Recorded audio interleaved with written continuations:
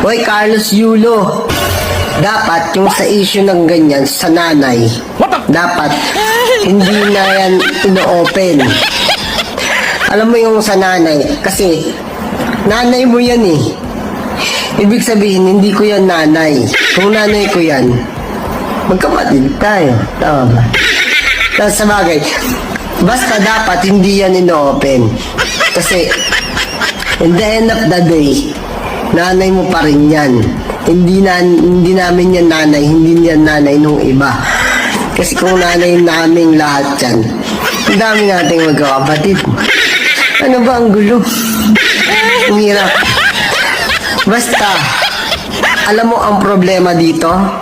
Ako yung problema dito kasi, nakikisali ako eh, trending kayo eh. Bakit ako nakikisali? Ano naman ako dito? Ba't ako nakikialam? Buhay niyan eh.